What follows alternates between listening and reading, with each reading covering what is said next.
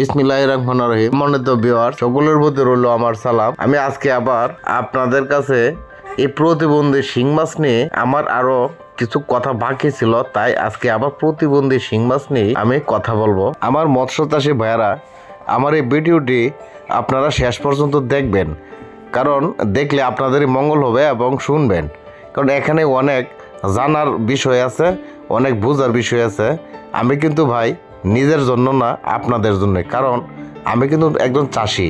সেই চাষি হিসেবে আমি আপনাদের জন্যই আপনাদের পাশে আছি। আমি কিন্তু অন্য ইউটিউবারদের মতো মাছের ওষুধ বিক্রেতা না, প্লাস আমি কিন্তু রেনু বিক্রেতা না, প্লাস শিং মাছ বিক্রেতা না। আপনারা যারা মাছ চাষে যাবেন, হ্যাঁ, এই যে সামনে সিজন আসতেছে শিং মাছের বেজ ফালার, যেমন রেনু ফালবেন, হ্যাঁ, চৈত্র মাস যাবে বৈশাখ, প্রথম বৈশাখে আপনারা রেনু দিবেন, প্রথম বৈশাখে রেনু দিবেন শিং মাছের, হ্যাঁ, তাহলে আপনাদের শিং মাছের রেনু থেকে যে উৎপাদন করা যে পোনাটা হবে, এই পোনাটা দিয়ে যখন আপনারা চাষে যাবেন, তাহলে আপনাদের মাছ ভালো হবে। এই পহেলা বৈশাখের রেনু থেকে যে মাছটা উৎপাদন হবে, সেই মাছের বৃদ্ধি পাবে বেশি। আপনারা সব সময় সর্বক্ষণ এই বিষয়টা মাথায় রাখবেন যে প্রথম বৈশাখ মাসের যে রেনুটা আসবে, ওই রেনুটা আপনারা যদি পুকুরে ফালেন, তাহলে আপনাদের মাছের গ্রোথ আসবে বেশি। প্রোডাকশন যদি কমও আসে, প্রোডাকশন হয়তো কম আসতে পারে, কারণ প্রথম বীজের মাছ প্রোডাকশন কম আসতে পারে। তাই আমি বলতেছি, আপনারা যদি কম আসাও যায়, হ্যাঁ, নেক্সটে আবার মানে কম সময়ের ভিতরে আবার ফেলে দিবেন। আর এই মাছটা ফালার একটা কারণ, এটা দিয়ে যখন আপনি চাষে যাবেন, তখন আপনাদের মাছ বৃদ্ধি পাবে, খুব সহজে বৃদ্ধি পাবে। কারণ আমরা সকলে কিন্তু লাভের আশা করি, লসের আশা করি না। হ্যাঁ, আমাদের যখন প্রথম বীজের রেনু পুকুরে দেব, তখন কিন্তু মায়ের রোদ যেতে পারে, 50% মায়ের যেতে পারে, অথবা 50% আবার রেনুর প্রোডাকশন আসতে পারে। যদি মনে করেন যে ভালো রেনুর প্রোডাকশন আসে নাই, তাহলে আবার অল্প স্বল্প মাছের আশা না করে আবার নতুন করে বীজ দিয়ে দিবেন। এই পোনাগুলো তুলে আবার নতুন করে বীজ, না তো নতুন করে আবার রেনু দিয়ে দিবেন। এক সপ্তাহের ভিতরেই আবার অর্ডার দিবেন, রেনুর পোনা দিয়ে দিবে আপনাদেরকে।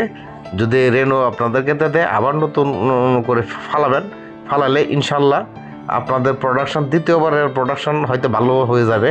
এটা বেশিরভাগ মানুষেরই এমন হয়, প্রথম বেজটা হয়তো কারো মাইর যায় অথবা কারো হয়ে যায়, এটা ভাগ্যের উপর নির্ভর করে। আমি আগেই বলেছি, আরও অনেক ভিডিওতে বলেছি, মাছ চাষটা কিন্তু ভাই একটা ভাগ্যের ব্যাপার থাকে। কেউ কাঁদে, কেউ হাসে, এটা কিন্তু আমি না, অনেক মাছ চাষিদের বেলায় কেউ হাসতেছে, কেউ কাঁদতেছে। হ্যাঁ, যার লাভ হইতেছে তা সে হাসতেছে, আর যার লস খাচ্ছে সে কাঁদতেছে। হয়তো তাদের কান্না আমরা বুঝতে পারি না, অন্তরের ভিতর কান্না থাকে, হ্যাঁ, কষ্ট থাকে। এই আর কষ্ট থাকার পরেও আমরা যখন নতুন করে মাছ দেব, তখন যেন সকল কিছু ভেবে চিন্তে দেই। আর যে প্রথমে যে কথাটা বলছি, এই প্রতিবন্ধী শিং আপনাদের পুকুরে যেন না হয়। এখন প্রতিবন্ধী শিং কিন্তু আপনাদের পুকুরে হবে না, অথবা আপনার কারণে প্রতিবন্ধী শিং কিন্তু হবে না। প্রতিবন্ধী শিং কিন্তু হয়ে আসবে হ্যাচারি থেকে। আমার কিন্তু হ্যাচারি নেই, কিন্তু আমার আছে হ্যাচারি, কিন্তু আমি রেনু বিক্রি করি না। হয়তো আপনারা কেউ বলতে পারেন আমি শুধু হ্যাচারি বলি, হ্যাঁ, আমার কাছে অর্ডার দিতে হবে এমন না, আমি অর্ডার নিই না। অনেকে আমাকে আবার কমেন্টও করছেন, হ্যাঁ, আমার কাছ থেকে পোনা নেওয়ার জন্য, কিন্তু না, আমি পোনা বিক্রি করি না, হ্যাঁ, অথবা রেনু আমি বিক্রি করি না। আমি নিজের জন্যই হ্যাচারি করছি, আমার নিজের ডোজ করে নিজেই মাছের চাষ দেই। তাই আমার এটা আপনাদেরকেই বলা, কারণ আমি এটা জানি। এক মন মনে করেন, যদি প্রথম পহেলা বৈশাখের যদি শিং মাছকে ডোজ করতে হয়, 1 মন শিং মাছ কিনে আনতে হবে মিনিমাম।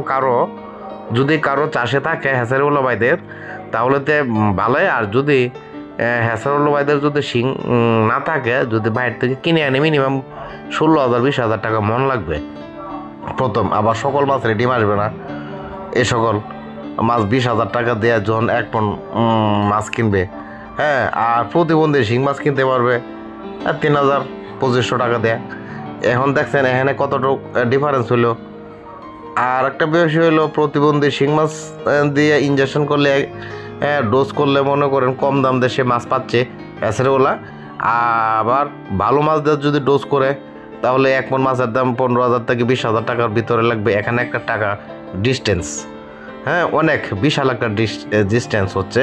কারণ লাভের আশা কিন্তু সকলেই করে, সবারই লাভের প্রয়োজন। হ্যাঁ, আমারও লাভের প্রয়োজন, হ্যাসারও লাভের প্রয়োজন। আমরা মাছ চাষ করি, সকলে কিন্তু আমরা লাভের পিছিয়ে দৌড়ি। এই লাভ বেশি করতে যায় কিন্তু ওই যে আপনার হ্যাসারুল্লাহ ভাইরা প্রতিবন্ধী মাছ দিয়ে ইনজেকশন করে। আবার এর সাথে কিছু ভালো মাছ জেনারেল মাছ, সুস্থ অথবা মানে প্রতিবন্ধী মাছ না, হ্যাঁ, দেখা গেলো 1 মণ মাছকে ডোজ করতে গেলে 20 কেজি ডোজ করলো প্রতিবন্ধী, আর 20 কেজি ডোজ করলো ভালো মাছ। তাহলে এখানে টাকার একটা অঙ্ক আবার দুইটা একসাথে অ্যাডজাস্ট করে আবার আরও নিচে নেমে যাবে না। হ্যাঁ, 20,000 টাকা দেয়া মনে করেন 1 মণ মাছ কিনলো, আর এদিক দিয়ে কিনলো 1 মণ মাছ এই 3,000 টাকা। হ্যাঁ, এখন আধ মণ কিনবো 1,500 টাকা দেয়, আর সেদিক দিয়ে কিনবো আপনার 10,000 টাকা আধ মণ ভালো মাছটা। তাহলে 10 আর হইলো 1,500, হ্যাঁ, 11, 11,500, ধরুন 12,000। তাহলে হ্যাঁ, 12,000 টাকাতে সে মাছ পাওয়া যেতেছে আপনার এই যে পয়লা বৈশাখের 12,000 টাকা দেয়। ওই যে প্রতিবন্ধী মাছ আর ওই যে এই ভালো মাছের প্রতিবন্ধী মাছ দেয় যদি ডোজ করে, তাদের বিশাল লাভ হয়। কারণ দুইটা অ্যাডজাস্ট করে আপনাকে ডোজ করে যেন না দেয়। এটা আপনারা যারা রেনু আনবেন প্রথম, তখন আপনারা এই কথাটা বলবেন, ভাই আমাদেরকে আমাদের শিং মাছের রেনুর পোনা যদি প্রতিবন্ধী হয়, এটা ড্যামারেজ দিবেন আপনারা। যদি এটা দিতে পারেন তাহলে আপনার কাছ থেকে মানে রেনু নিব, বলবেন, কঠিন করে বলবেন, প্রতিবন্ধী যেন না হয়।